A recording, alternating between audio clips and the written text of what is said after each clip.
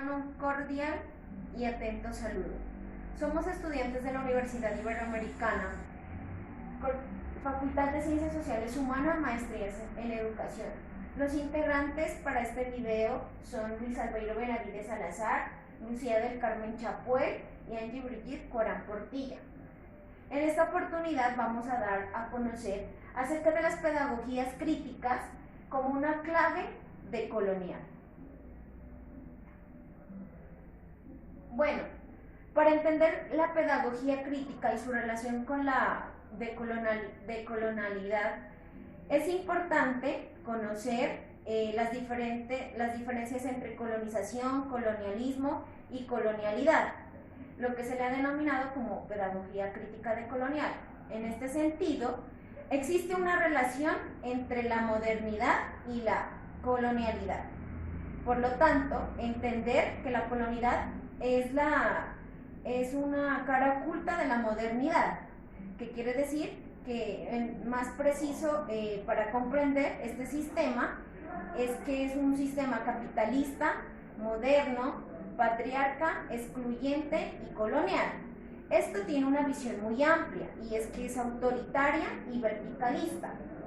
Bueno, también tiene una visión que el sujeto y el objeto por naturaleza viene siendo el profesor y el estudiante.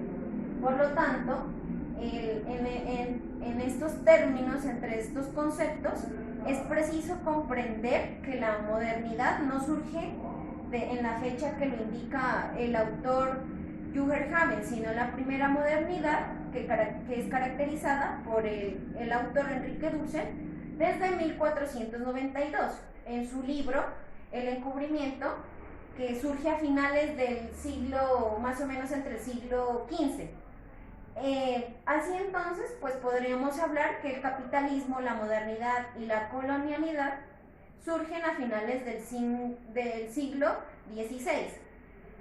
Por lo tanto, es importante conceptualizar y hablar de los tres conceptos, de las tres diferencias entonces que va a existir entre colonización, colonialismo y colonialidad. Entonces, para empezar, conceptualizaremos y entenderemos qué es la colonialidad. Se dice que hablar hoy en día de colonialidad es un anacronismo, que se trata de un acontecimiento superado tras las luchas independientes que se realizaban entre las colonias hispano-lucistas en el llamado Nuevo Mundo, que también podría pensarse que la colonialidad es un tema que viene desde el siglo XVI, dejando atrás la instalación de las nuevas repúblicas en el siglo XIX. Aquí quizás se podría llegar a reconocer el neocolonialismo imperial de Inglaterra y Francia, que subyugó a pueblos del África, como también en el Asia, en el siglo pleno XX. Es decir, que al hablar de colonialidad, identifican estos grandes momentos de la historia en los últimos ya 4 siglos. Por lo tanto, se reflexionaría a lo largo de esta breve argumentación que es importante hablar de ella como una realidad del pasado, o más bien de la historia, que con algo que nosotros en nuestros países consideramos ya a partir de ahí, de esa colonialidad, entre esos siglos, nos consideramos libres y democráticos, que es lo que ha dejado este concepto de colonialidad. Bueno, también la colonialidad, que es otro concepto, otra relación de la modernidad, es el poder del dispositivo que produce y produce la diferencia colonial. La diferencia colonial consiste en clasificar grupos de gentes o poblaciones e identificarlos en sus faltas o excesos, o la marca la diferencia y la inferioridad con respecto a quien lo clasifica. Por lo tanto, la colonialidad es el poder, es sobre todo el lugar epistémico de enunciación en el que se describe y se legitima el poder. En este caso, el poder colonial bajo el autor Mignolo en el año 2003. vendría siendo como el acto de conquista, el poder del descubrimiento, al asentamiento de una población,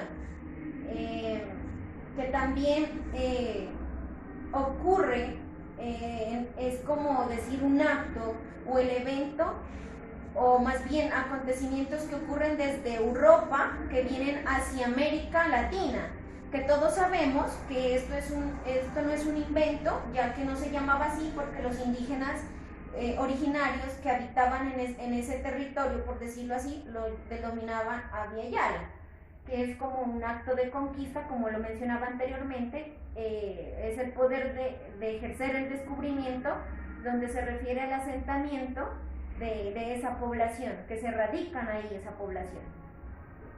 Bueno, pasamos a referirnos a colonialismo. Si bien el colonialismo es un sistema de denominación político-militar, mediante el cual una potencia conocida como metrópoli, que es la ciudad, lo más grande, lo más macro, ejerce un control formal y directo sobre otro territorio, sobre un territorio que vendría siendo la parte más pequeña. Se llama también así colonialismo porque es la tendencia de establecer y mantener esas colonias establecidas.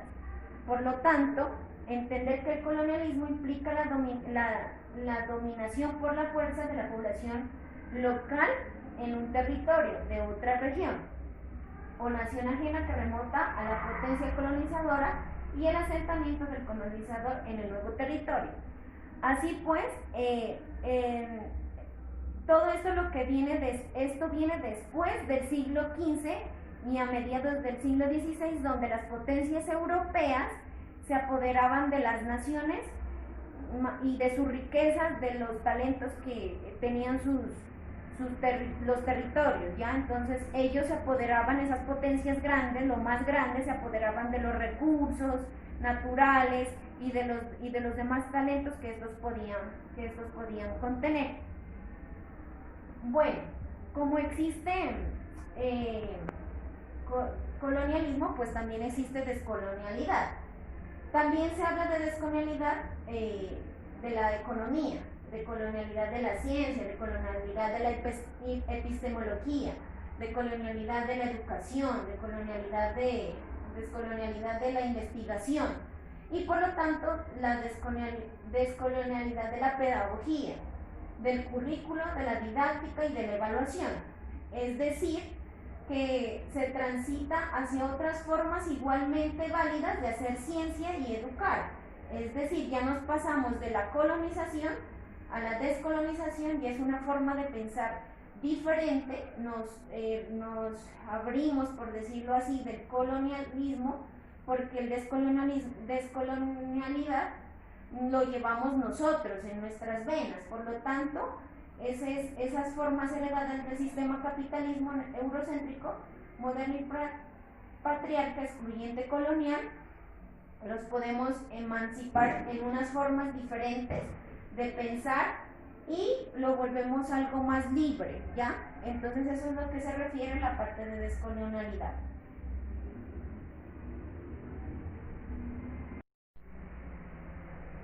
Después de haber conocido estos referentes, estos conceptos acerca de la colonización, colonialismo y colonialidad, ¿qué le apostamos? Le apostamos por una pedagogía que en la clave de colonial se convierte en un correlato del programa modernidad versus colonialidad, asumiendo que el compromiso de afincar en el ámbito pedagógico y educativo mediante las reflexiones y las acciones críticas encaminadas a resistir y a deshabilitar el entramado conceptual y operativo que vendría siendo la hegemónica colonial, que aún permanece arraigada en los diferentes escenarios y espacios que sustituyen nuestra vida cotidiana.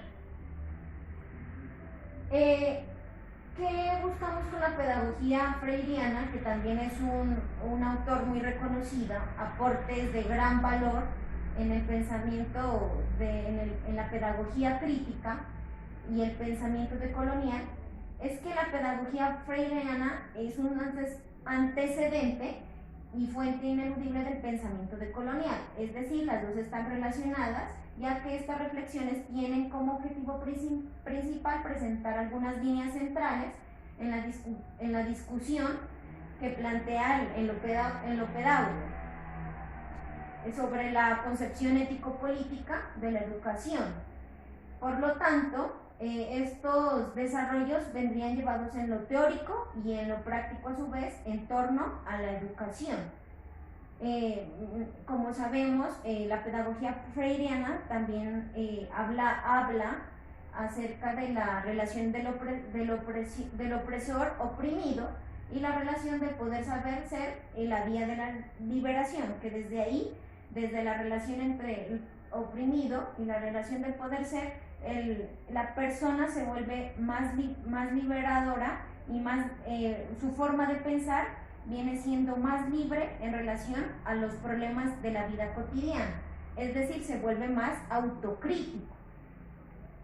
Por lo tanto, ya para finalizar, entendemos que la pedagogía crítica es un modelo de educación personal basado en una propuesta de enseñanza crítica que incitamos de manera que los docentes debemos incitar a los estudiantes a que ellos sean más